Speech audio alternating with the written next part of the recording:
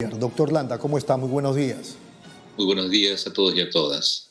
Lamentablemente yo no lo estoy escuchando bien por el audífono, voy a tratar de escucharlo por otros medios.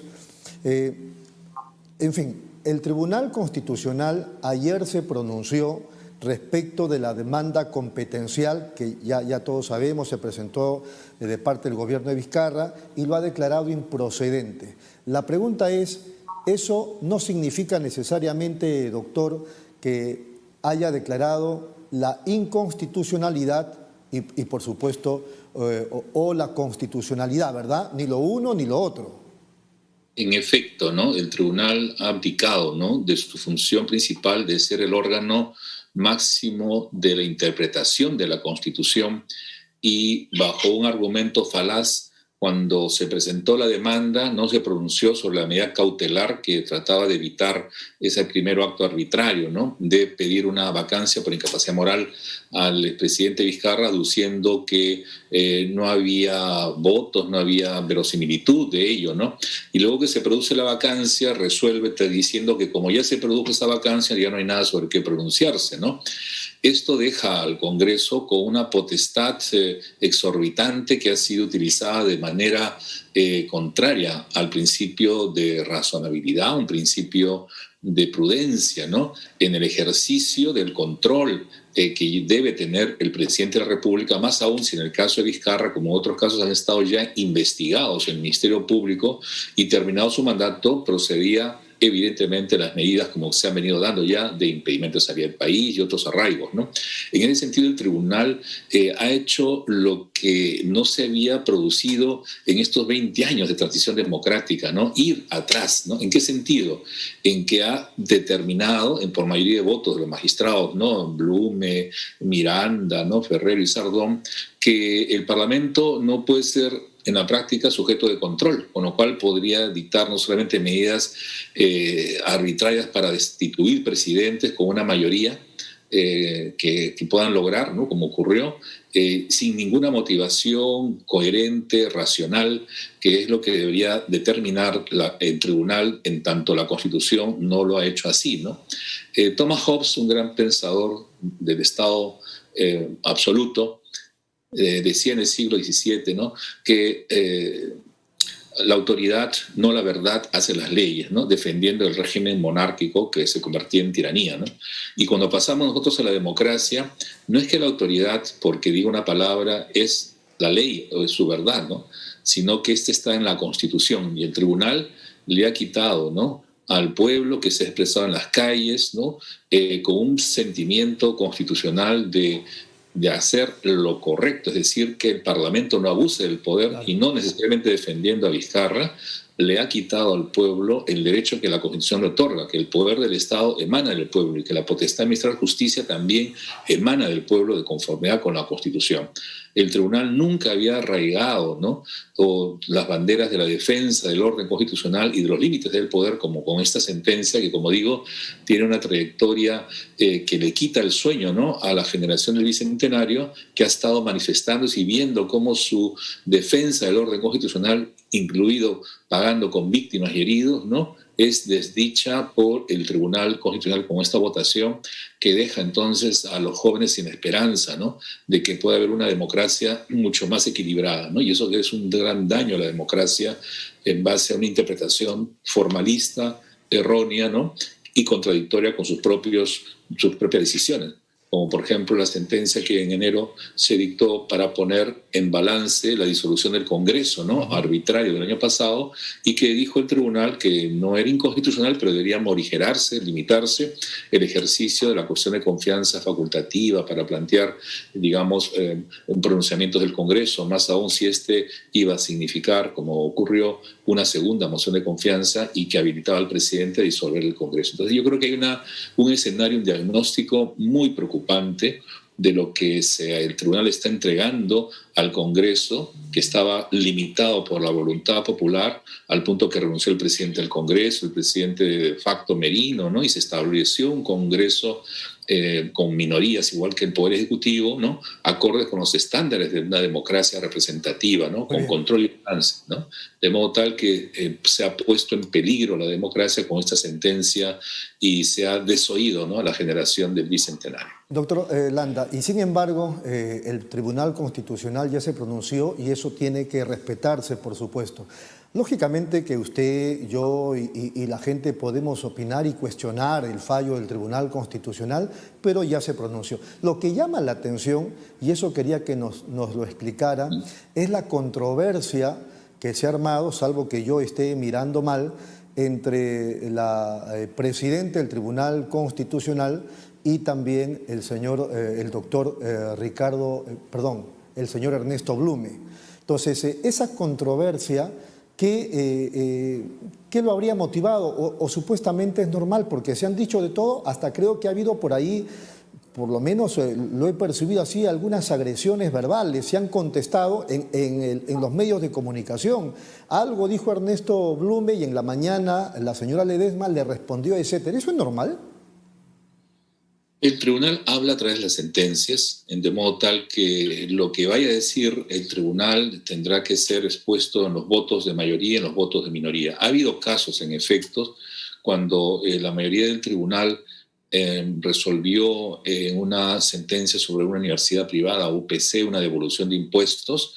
Los votos, por ejemplo, de Blum, entre otros, pedían sanción a la doctora Ledesma porque en su voto que expresó manifestó una indignación como jurista y como magistrada, ¿no?, por la trascendencia y las consecuencias de ese voto, que llevó a que otro magistrado le pidiera en el pleno del tribunal un voto de censura, ¿no?, o de descalificación a la entonces magistrada Ledesma, y que el magistrado Blume fue a defender, recuerdo un medio de comunicación, donde él acusaba a la entonces magistrada y también él iba a resolver, ¿no?, con otras mayorías sobre la conducta, ¿no?, aparentemente impropia de la magistrada, con lo cual era juez y parte, ¿no?, de modo tal que no es la primera vez que, digamos, siendo mayoría, tiene expresiones que agreden también, creo que, a la condición de presidenta del tribunal, al cargo, y también a la mujer, ¿no? Muy bien.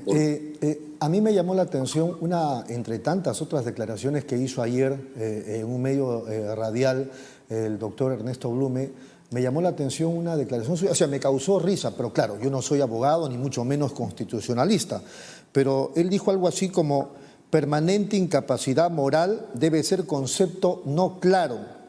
O sea, el Congreso debe usarlo según la coyuntura. ¿Qué le parece esa afirmación? Irresponsable, me parece, el punto de vista de un magistrado, porque esa declaración, que si la pone en su sentencia, significa que le otorga al Congreso, a a cualquiera, la posibilidad de destituir a presidentes violando la Constitución. La Constitución permite que a un presidente que está en el poder se le pueda acusar, ¿no?, por delitos, ¿no?, y son 4 que están en el artículo 117, y se lleva a cabo un procedimiento que se llama el juicio político o el antejuicio, ¿no?, depende si es una infracción a la Constitución o es un delito en el ejercicio de función. Pero darle la opción a que el Congreso pueda usar la incapacidad moral, que se ha usado de manera arbitraria tan solamente 3 veces en la historia del Perú, es precisamente de una irresponsabilidad jurídica pretender que no deba estar definido qué cosa es incapacidad moral, si tiene que quedar. La Comisión, por ejemplo, de Reforma Política, que hace 2 años se formó por el gobierno, recomendó su eliminación. La Comisión de Bases de la Reforma Constitucional del gobierno de Valentín Paniagua, en que participamos, se estableció que no debía haber incapacidad moral, sino incapacidad física y mental declarada por el Congreso previa certificación médica, ¿no? Y cierto que por ahí dejó abierta la incapacidad por indignidad en el cargo, ¿no?, pero son casos extraordinarios que requieren una regulación. Por ejemplo, cuando Fujimori fugó del país, un presidente como Manuel Ignacio Prado durante la guerra con Chile fugan del país y no vuelven. En este caso, encima, Fujimori manda su renuncia por fax. Es un caso indigno, ¿no?, que es el repudio que el tribunal, que en ese momento el Congreso asumió para declarar la vacancia, no aceptar la renuncia y declararlo un incapaz moral, y encima de decir que está inhabilitado políticamente por 10 años, ¿no? En ese sentido, eso no puede, si bien se ha usado en ese momento histórico, acorde, ¿no?, a los estándares de lo que son hechos objetivos. Son hechos infragantis, ¿no?, y son hechos que son probados hablar de incapacidad moral, como en este caso se ha venido usando con Kuczynski o con Sí. que ha mentido, no ha dicho la verdad, ¿no? O que de pronto, no obstante que está siendo investigado, ¿no? No importa lo que investigue el Ministerio Público. Entonces yo creo que esa arrogancia del Parlamento de poder creer que es el primer poder del Estado es un gran error que está contribuyendo esta sentencia a alimentar, ¿no? Ahora, considerando o pretendiendo interpretar lo que el pueblo quiere, a mí me parece que la gente no reclama el retorno del señor Vizcarra, pero lo que sí le reclamaba al Tribunal Constitucional era zanjar de una vez el artículo 113 en la parte que habla de incapacidad moral permanente. Eso es todo, para que no ocurra más adelante situaciones como las que hemos vivido. En efecto, ¿no? Yo creo que hay un alma sana del pueblo peruano, no obstante los políticos, de entender lo que es lo justo, ¿no? Y eso el tribunal debería haber representado, ¿no? Delimitando el ejercicio abusivo. Por eso es que miles de personas han salido todos los días y todas las noches, y los jóvenes sobre todo, no a que vuelva Vizcarra necesariamente, sino a que el Parlamento no haga un ejercicio abusivo del poder, de modo tal que hay una sabiduría popular que ha sido desechada, ¿no? Con estos 4 votos del Tribunal Constitucional de mayoría, y más aún saliendo a los medios a expresar que el Parlamento no debe escuchar al pueblo en el fondo, ¿no? Lo que está diciendo es una posición contraria a la voluntad popular y a la arrogancia que el Parlamento es el que decida, de modo tal que el Parlamento puede ser electo con cualquier pluralismo, ¿no? O cualquier voto, pero a partir de ahí no va a estar sujeto a control. Y para que esté el tribunal, entonces, es el órgano encargado de controlar los excesos del poder. Claro. Ya cuando da ir o cuando hace vacancias, claro está, ¿no? Última pregunta, doctor Landa, para no molestarlo más. El presidente actual, el señor Francisco Sagasti, pudiera presentar una suerte, digo yo, disculpen mi ignorancia, de demanda competencial con la idea de que el Tribunal Constitucional se pronuncie ahora sí ya sobre este asunto? No está limitado. El Poder Ejecutivo puede presentar, ¿no? Una demanda de conflicto de competencia sobre el mismo caso, ¿no? Porque la demanda competencial lo que procura es que el tribunal pueda resolver una controversia, ¿no? Sobre cómo se debe interpretar. Usualmente a partir de que hay un caso, ¿no? Que se pueda producir, como ocurrió con la disolución del Parlamento, ¿no? Y se discutió, ¿no? Pero en abstracto también puede presentarse para evitar precisamente una situación futura, ¿no? Claro. Que a lo mejor ya no sea sobre él, sino sobre un nuevo presidente, ¿no? Imagínense en pleno bicentenario que el Parlamento quiera soliviantarse, ¿no? Y actuar en las espaldas del pueblo y querer vacar a un presidente electo o el que está. Me parece que eso es un tema importante que el gobierno transitorio, democrático y constitucional podría evaluar para prever, ¿no? Que no haya inestabilidad en el gobierno que va a entregar, ¿no? Muy bien. ¿Cuál sería su reflexión final cuando pensábamos que ya las cosas estaban volviendo a su nivel y el tribunal nos regala esto, entre comillas? Nuestra historia constitucional parece que es bastante irruptiva, ¿no? Si avanzamos y retrocedemos, pero en esa línea histórica creo que la ventaja es que si antes habían golpes de Estado militares, ¿no? Cuando había estos conflictos, el último fue el golpe cívico-militar de Fujimori en 92, en adelante son las instituciones, ¿no? Las que más bien buscan canalizar las respuestas, pero también se presentan golpes blandos, ¿no? Que son golpes que dan los parlamentos cuando destituyen a presidentes como Vizcarra o Acosta, ¿no? A la renuncia de Kuczynski, y se da también en otros países, Brasil, el parlamento arbitrariamente destituyó a Dilma Rousseff, o en Paraguay al presidente de entonces, ¿no? Y en Celaya el presidente de Honduras, ¿no? Son destituidos por los parlamentos que logran, ¿no? Acumular esas fuerzas que antes estaban en los poderes de facto, ¿no? Militares, como ahora como poderes, digamos, de jure, pero en el fondo representando las ideas de facto, ¿no? Por eso burlan la Constitución, es lo que llaman las democracias iliberales, ¿no? Que no respetan ese principio de control y balance de poderes y se creen el peor. Entonces, yo creo que la juventud, la última reflexión es del Bicentenario, ha entendido claramente que un ejercicio democrático requiere control y equilibrios y respetar la independencia del tribunal para que pueda poner el equilibrio. Y si no lo ha hecho el tribunal, entonces ha fallado, ¿no?, a la juventud y a su futuro y también al país. Y en ese sentido, el momento que hay que cambiar estos magistrados tendrá que buscarse las personas adecuadas, ¿no?, que represente el pluralismo jurídico, ¿no?, de las ideas del país, pero con una marcada vocación de defensa militante de la democracia constitucional y no esa huidiza actitud de decir improcedente por sustracción de la materia. Es como un avestruz que mete la cabeza en la tierra y no ve los peligros o no quiere ver los peligros que hay en nuestra frágil democracia. Por eso creo que es cuestionable.